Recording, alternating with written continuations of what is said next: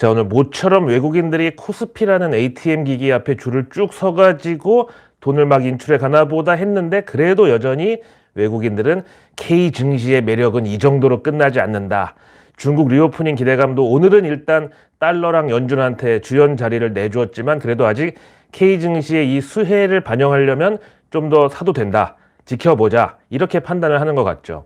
오늘 새벽 제롬 파월 연준 의장 연설을 한마디로 요약하면은 달러라는 왕의 귀환 이렇게 보고 한 문장으로 축약을 하자면은 당장 2주 뒤 3월 FOMC에서 금리 인상은 0.5% 빅스텝 발길질로 배를 걷어 차버리겠다 이거였는데요. 근데 이거는 뭐 착한 선반영이라고 할까? 안 그래도 지난 2월부터 특히 이제 2월 셋째 주 뭐 이때 경제지표 막 나올 때 그때부터 3월 FOMC 금리 인상 0.5%이 시나리오가 이미 고개를 들었기 때문에 이것도 이제 남은 2주 동안 서서히 적응을 해 나가면은 정말 죽어도 감당할 수 없는 그런 재료는 아니라고 봅니다. 그리고 남은 경제 지표들이 계속 또 이제 지표 호조 일색으로 나오면은 그래 지표가 이렇게 좋은데 금리 인상 0.5%그 정도도 감당 못 하겠냐 이러면서 또 그 0.5%라는 수치에 또 익숙해질 수가 있고요. 근데 저는 오늘 새벽 제롬 파월 연준 의장 그 의회 증언을 보면서 참 뭐랄까 연준 의장도 저거 진짜 못해먹을 노릇이겠구나 이런 생각했는데 우선 어제 내일 뉴스 미리 보기에서 말씀드렸던 예상 질문들 대부분이 진짜로 나왔습니다.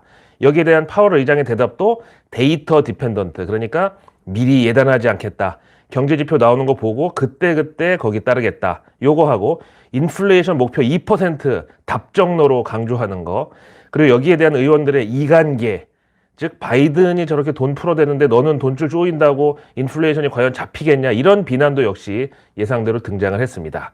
하여튼 원래 파월 의장이 반기 의회 증언에 상원하루, 하원하루 이렇게 이제 출석을 하는데 작년 하반기 그 반기 증언 때는 첫날이 하원이었거든요. 근데 당시에는 그 첫날 하원 때는 그냥 서로 웃고 떠들고 분위기 좋다가 막상 두 번째 날 상원에 가서 개 털렸어요.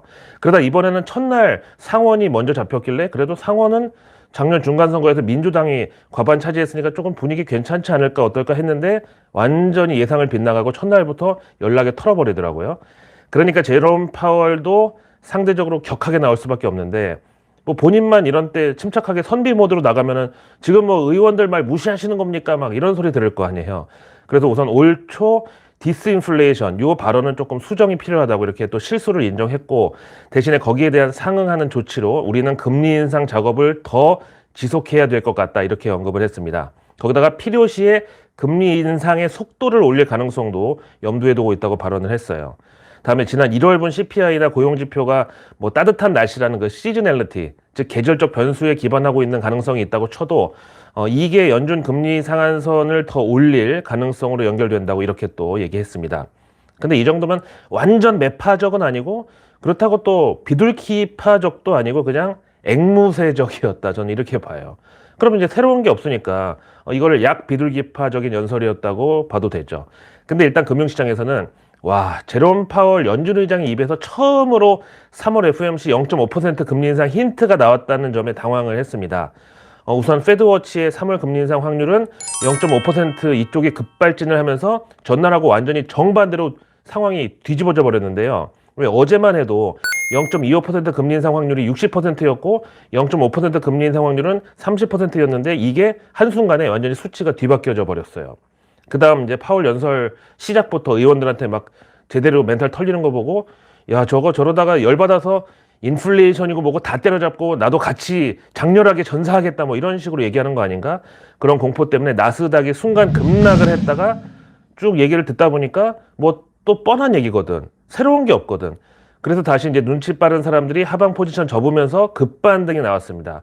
근데 이제 달러 인덱스는 우선 한번 급등이 나오고 나서 그 기세가 꺾이지 않고 계속 버티고 있어가지고 월가에서는 그때부터 이제 진정한 진검승부가 시작됐다. 과연 누가 결국 바닥에 놔뒹굴게 되는지 한번 보자. 이렇게 긴장이 막 고조됐단 말이죠. 그리고 나서 파월 의장 의회 증언 다 끝나고 나서 가만 생각해 보니까 다른 거보다 당장 3월 22일 FOMC가 이제 딱 2주 남았는데 여기서 진짜 0.5% 금리 인상이 나온다고 생각하면은 지금 현재 주가에서 더 할 거보다는 뺄 게 더 많을 것 같거든요. 그러니까 갑자기 각성 효과가 일어나면서 다시 시장이 이제 팍 꺾이기 시작했습니다. 저는 여기서 제일 중요한 게 뭐냐면은 파월 의장이 데이터 디펜던트라고, 그러니까 지표 의존적이라고 또 앵무새 같은 소리를 오늘 반복했잖아요. 근데 여기 데이터 디펜던트 이 표현의 그 데이터에는 주가 지수도 포함이 된다. 그러니까 즉 3월 22일 FOMC까지 당장 이번 주 뭐 금요일 고용지표도 그리고 다음 주 CPI도 다 중요하지만 이 주가도 하나의 데이터로 본다. 그래서 이 주가도 높으면 하여튼 우리가 후드를 패줄 테니까 각오해라. 이렇게 시장이 해석을 하고 그냥 알아서 눈치껏 기었다. 저는 이렇게 봅니다. 그래서 이것도 어제 내일 뉴스 미리 보기에서 데이터 디펜던트 그 데이터에 증시, 주가, 나스닥 이거 다 들어간다. 미리 얘기했잖아.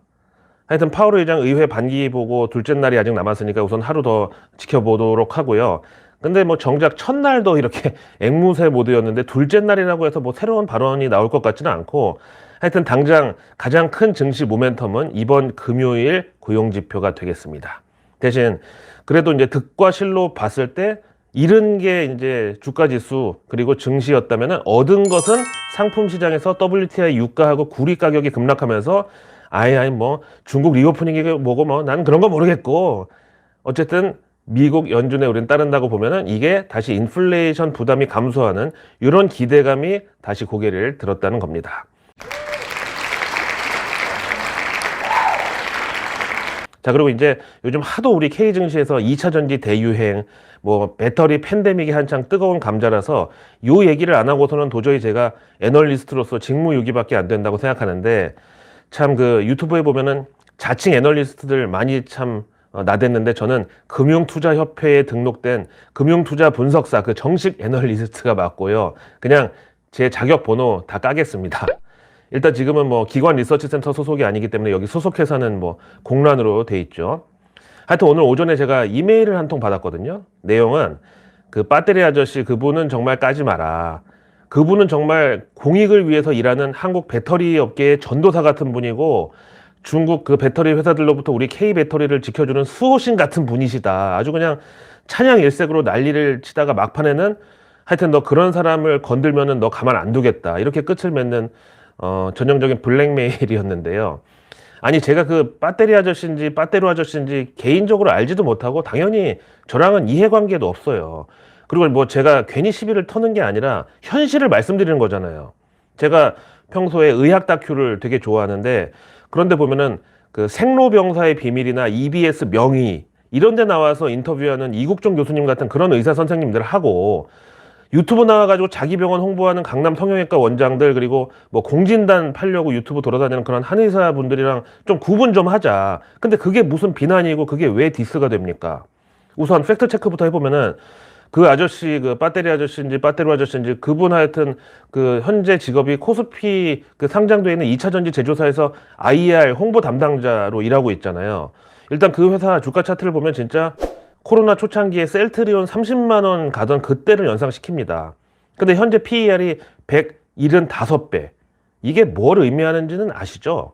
현재 주가가 175년치 영업이익을 이미 반영하고 있다는 거예요. 지금이 2023년도니까 2198년도 이익까지 주가에 프라이스드 인 이미 돼 있다고요. 아니 이 세상이 2198년도에 어떻게 돼 있을지 누가 상상이나 할 수 있습니까? 아니 그때 가서 배터리가 이 지구상에 존재를 할지 아니 이 인류가 그때까지 살아남아 있을지 175년 후면은 그것도 모르는 거잖아요. 아 그래요. 그럼 IR 담당자가 회사 홍보하는 게 뭔 잘못이냐? 물론 아니죠. 거기다가 요즘 그 회사 주가를 보면 정말 일 하나만큼은 제대로 잘하고 있다 이렇게 볼 수도 있죠. 근데 이 사람이 유명세를 타게 된 거는 그 대형 채널 몇 프로 거기 나가서 글로벌 배터리 1위가 중국이라고 누가 그러냐 이 영상이 대박을 친 그게 계기였는데요. 그때가 작년 추석 전이었거든요. 그 다음에 이제 공시를 제가 봤더니 그 이후로 몇 건의 내부자 매도가 찍혀 있습니다. 뭐 주식 수량은 뭐 몇만 주 안 되지만 하여튼 누군가 그 회사 자사주를 하나도 안 남기고 한 방에 다 털어버린 사례가 몇 건 있어요. 다음에 또 특정 증권 소유 상황을 디테일하게 보면은 그때부터 CB 그 전환사채 그 발행 물량이 주식으로 전환되는 게 주르륵 나옵니다. 이거는 또 물량이 굉장히 커요. 행사 가격 평단은 4,140원짜리부터 뭐 4,478원도 있고 하여튼 4,500원 미칩니다. 거기다가 앞으로 돌아오는 전환사채 만기도 당장 올해 6월 25일 하필 또 6.25야. 이거부터 2025년 8월 25일까지 그냥 줄 서서 쭉 나래비로 그냥 대기를 하고 있고요. 총 금액이 1,110억 원어치입니다. 아니 이건 제가 무슨 다른 의도를 가지고 말씀드리는 게 아니라 그야말로 팩트고요. 여기 수치까지 다 나와 있잖아요. 이거는 대한민국 법으로 상장사든 아니든 하여튼 무조건 공개하도록 되어 있는 그런 자료입니다. 그 다음 이 회사 IR 자료를 한번 볼게요. 회사 공식 보도 자료로 나온 게 그 IR 담당자가 유튜브 채널 김작가 리치라는 곳에 나간 그 영상 파일을 회사 공식 보도 자료로 올려놨습니다. 제목은 하루라도 빨리 2주씩 사지 않으면 점차 가난해질 겁니다. 다음 보도 자료를 또 보니까 그 IR 담당자 본인이 그 무슨 경제방송에서 운영하는 황현희의 황스타그램에 출연한 영상을 또 회사 공식 보도자료로 올려놨어요. 뭐 여기까지는 그래요. 회사의 뭐 홍보 활동이라고 치고요. 다음 보도자료는 또 뭐냐면은 그 IR 담당자가 본인의 이름으로 책을 출간했다고. 제목은 3년 후 부자가 되는 투자 방법. 배터리 아저씨 박순혁의 K 배터리 레볼루션. 아니 이거를 언론에 공식 배포하는 회사 공식 보도자료로 뿌렸다고요. 저는 이게 도대체 진짜 이해가 안 되는 게 정말 그 2000년대 우리 그 K닷컴 버블 당시에 막 새로운 기술 막 미쳐서 날뛰고 막 그 주가 상승이 해외 토픽에 나고 막 그럴 때 있잖아요. 그때 당시 코스닥 고점이 2925포인트였거든요. 코스피가 아니고 코스닥이요. 하여튼 그때 그 광풍 당시 그때나 나올 법한 일이 지금 4차 산업혁명 시대 2023년에 지금 일어났다고요. 제가 그래서 항상 60 넘은 마바라들은 정말 악질적이라고 하는 그 이유가 그때 그 코스닥 2925포인트 그 이후 주변에서 얼마나 많은 사람들이 정말 죽어나갔겠어요. 그로부터 8년 뒤에 코스닥이 245포인트까지 꼬라박았으니까 일단 인덱스만으로 봐도 10분의 1 토막 난 건데 그걸 직접 그 업계에서 몸소 체험하고 또 그런 그 주변의 고통의 순간들을 다 보고도 지난 그 동학개미 운동 때 코스닥 겨우 1000포인트 회복하니까 그때 다 튀어나와가지고 뭐 천스닥의 시대가 열렸다고 젊은 세대들은 근로소득만으로는 부자 되기 힘들다고 또 주식을 안 하면 뭐 돈이 녹는다고 그렇게 가스라이팅을 해대고 거기다가 종목 장사, 책 장사, 강의 장사, 유튜브 장사를 그렇게 처했다는 게 진짜 너무나 저는 열받는 거예요. 그때 SK 하이닉스가 이름이 현대전자 시절이었는데 주가가 77만 원을 갔습니다. 물론 그 뒤로 감자를 했지만요. 하여튼 지금 SK 하이닉스 주가 기준으로 77만 원 고점이었고요. 그리고 그 뒤로 이제 지금 배터리 붐처럼 K 디스플레이 바람 불었을 때 LG 디스플레이 5만 8천 원까지 갔어요. 이거 언제 다시 올지 그 누가 장담할 수 있겠습니까? 혹시 그리고 다시 그 주가가 온다고 해도 그 세월 동안의 기회비용하고 또 헌법에도 명시된 내 재산권을 내가 박탈당하고 그 인질 잡힌 그 시간은 도대체 누가 보상하는데요? 그래서 제가 늘 말씀드리지만 사람을 보는 눈이 있어야 주식도 그리고 다른 투자도 보는 눈이 생깁니다. 그래서 저도 무조건 그 믿지는 말라고 말씀드리잖아요. 맹신은 그야말로 사람 이 눈을 멀게 해요. 그럼 비이성, 비과학으로 이 냉정한 금융시장을 보다가는 정말 큰일 난다고요. 런하 반갑습니다. 자 이제 이번 주도 후반부로 접어들면서 두 밤만 자고 나면은 미국에서 2월 고용보고서가 나옵니다. 3월 22일 FMC에서 과연 금리 인상폭이 0.25%냐 0.5%냐 베이비 스텝 유지냐 빅스텝으로 복귀냐 이거에 거의 30% 정도의 영향력을 가지는 게 바로 이번 고용지표입니다. 나머지 70%는 뭐 다음 주 CPI가 한 50% 그리고 나머지 20%는 다른 이제 소비 지표들하고 또 결정적으로 주가. 그러니까 만약에 3월 22일 FOMC 그 전에 주가가 너무 많이 올라버리면은 그것도 연준의 빅스텝 금리 인상을 자극할 요인의 한 5분의 1 정도 비중을 차지한다고 봐요. 그럼 이번 고용보고서에 대한 월가 컨센서스는 실업률이 전달과 같은 3.4%. 근데 이것도 우리가 이미 그 3.4 정도 수치에는 익숙해져가지고 그렇지 정말 50년 만에 최저치의 실업률이고요. 또 연준의 완전 고용 기준선인 4%를 훨씬 밑도는 엄청난 수치입니다. 하여간 실업률은 이렇게 전망을 하고 다음 비농업 신규 고용은 21만 5천 건을 기록하면서 전달 1월에 정말 한겨울치고는 완전 서프라이즈 수준으로 갑자기 51만 7천 건이 증가했던 이런 신규 고용이 다시 절반 수준으로 뚝 떨어지면서 숨고르기가 나올 것으로 보네요. 일단 뱅크 오브 아메리카의 마이클 게이픈 이코노미스트는 이번 고용보고서는 대체로 월가에 마음에 드는 결과를 예상한다고. 그러니까 안 좋을수록 지금 기뻐할 거잖아요. 그래서 고용시장도 이제 서서히 김이 빠지는 신호가 나올 수 있다고 이거는 연준의 인플레이션을 잡는 노력에 긍정적일 것이라고 이렇게 봅니다. 근데 이걸 또 가지고 뭐 컵에 물이 반 있을 때 그 반응처럼 연준 입장에서는 고용시장, 특히 임금 인상발 인플레이션 드디어 잡히는구나, 드디어 고용지표 꺾이는구나 이렇게 좋아하면서 금리 인상을 좀 봐주려고 할 수도 있지만, 반대로 이거 보라고 말이야, 드디어 이제 우리 채찍질이 통하지 않냐고, 그러니까 더 휘둘러야 된다고, 이렇게 반대로 또 마음을 먹을 수 있다는 게 리스크죠. 다음 블룸버그 통신에서는 미국채 10년물 금리가 또 4%에 육박을 하고, 최근 30년물까지도 다시 지난해 증시 저점 수준으로 금리가 슈팅을 하고 있는 이런 증상이 고물가 상황 지속에 대한 경고음이라고 해석했습니다. 실제로 블룸버그 통신은 중국발 원유 수요 증가 등의 영향으로 국제 유가가 올해 하반기에 다시 배럴당 100달러를 넘길 것으로 전망했습니다. 또한 미국채 2년물 금리가 10년물 금리보다 높은 것은 향후 경기 둔화 우려를 반영하고 있는 것이라고 해석을 합니다. 그런데도 연준에 대한 시장 참여자들의 신뢰는 점차 약화되고 있는 이런 점도 블룸버그 통신은 불안 요인으로 꼽았습니다. 그러면서 연준 임원들의 입에서 자꾸 인플레이션 2%가 목표다, 이런 정말 교과서적인 얘기가 계속 나오는 것을 블룸버그에서는 이렇게 2%라고 목표를 강조해야 결국은 한 3 내지 4%대에서 인플레이션을 잡을 수가 있기 때문에 그런 거라고, 이것도 진짜 연준을 또 의심하고 몰아붙이는 건데요. 그러면서도 결국 연준의 인플레이션 목표는 2%가 아니라 그냥 한 3, 4% 정도에서 이렇게 정착을 시키는 거, 이걸 달성하려고 일부러 저렇게 세게 부르는 것이다. 결국 연준은 목표에 미달을 해도 인플레이션 3점 몇, 4점 몇 정도 돼도 그냥 이 정도면 됐다고 용인하는 쪽으로 갈 것이라는 시나리오가 요즘에 힘을 받고 있다고 합니다. 이거 일부 연준 매파 임원들이 들으면은 진짜 피꺼솥 할 얘기 아닌가요? 그럼 또 이거는 연말 다시 금리 인하 가능성으로 연결되는 그런 시나리오로 또 볼 수 있지 않나? 월가 하우스들의 인플레이션 중장기 전망을 보면은 올해 연말에는 한 3에서 4% 정도 범위에 우선 들어올 것으로 지금 내다보고 있거든요. 하여튼 요즘 2차 전지뿐만 아니라 포모 증후군, 그러니까 나만 또 소외됐다, 나만 이 연초 랠리에 못 올라탔다, 이런 불안감을 호소하는 분들이 많은데, 그럼 정말 올해 증시는 그 N자형, 그러니까 상고 하고가 되는 건가?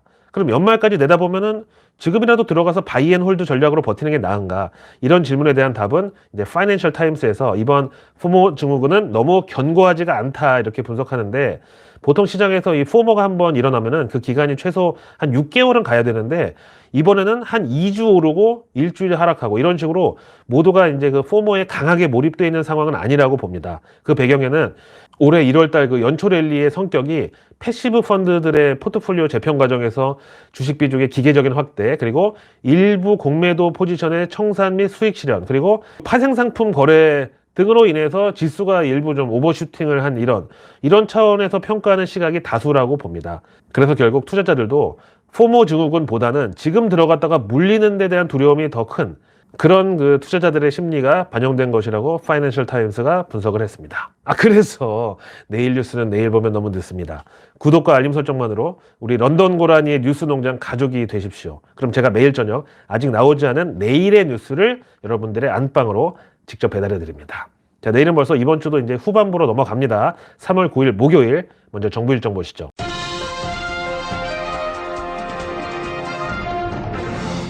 먼저 내일 정부에서는 데이터 센터 수도권 집중 완화를 위한 대책을 발표할 예정인데요. 이게 지난 카카오 데이터 센터 화재 사고, 그 당시 수혜주가 또 한 번 주목을 받을 예정입니다. 다음 내일 산업부가 수소 인프라 현장 방문 및 액화수소 기업 간담회를 경남 창원에서 개최합니다. 이거는 증시 테마가 아주 친절하게 제목에 다 들어있죠. 수소 인프라, 액화수소. 다음 내일 증시 일정은 무엇보다 우리가 선물 옵션 동시 만기일이 예정돼 있고요. 외국인들이 이번에는 이미 조기에 포지션 다 땡겨놓고 지금 대기하고 있는 것 같은데, 일단 요즘 워낙에 변동성이 일상이고 기본이니까 피할 수 없으면 즐기는 모드로 가보죠. 다음 내일 목요일 NH스펙 28호가 상장일이고요. 또 삼성전자가 네오 QLED 그리고 OLED TV 등 2023년형 TV 신제품을 공식 출시하는 바로 내일 목요일입니다. 다음 내일 또 컴투스가 서머너즈 워 크로니클을 전 세계에 동시 출시하고요. 다음 내일 중국에서는 2월 생산자 소비자 물가지수가 동시에 발표됩니다. 지금 중국의 인플레이션도 미국에게는 상당히 중요하죠. 특히 앞에 보셨던 블룸버그 통신도, 그리고 골드만삭스도 최근 들어서 올해 유가 100달러 시나리오 여기에 동참을 했고요. 그 원동력을 중국의 원유 수요 진작으로 꼽았기 때문에 이번에 중국 소비자 물가도 중요하지만 이번만큼은 생산자 물가 PPI 이것도 이제 미국 CPI 그리고 연준의 향후 금리 인상 경로에 대한 뚜렷한 힌트가 될 수 있겠습니다. 다음 현지 시간 목요일 미국에서는 바이든 대통령이 직접 예산 교서를 발표할 예정입니다. 반도체 지원법부터 뭐 배터리, 자동차 정말 우리 수출 기업 전체가 사실상 여기 익스포저라고 보면 되겠는데요. 근데 뭐 바이든이 발표한다고 다 통과될 확률은 지금으로서는 상당히 작습니다. 공화당이 지금 하원 장악하고 있기 때문에 여러모로 아마 쉽지가 않을 겁니다. 다음 내일 제롬 파월 연준 의장 의회 보고에 이어서 마이클 바 연준 금융감독 부의장이 또 연설 일정이 잡혀 있네요. 근데 이거는 주제가 암호화폐에 관한 거니까 뭐 그래도 인플레이션에 대한 언급 같은 거 뭐 한마디 정도는 나올 수 있죠. 그리고 이제 암호화폐 그리고 가상화폐 거래소 그리고 가상화폐 토큰을 이제 증권거래소의 ETF 같은 걸로 상장시키는 그런 안 이런 것들이 국내 증시 관련주들에 영향을 미칩니다. 자, 오늘 하루도 고생 많으셨고요. 저는 내일의 내일 뉴스를 또 들고 찾아뵙겠습니다. 고맙습니다.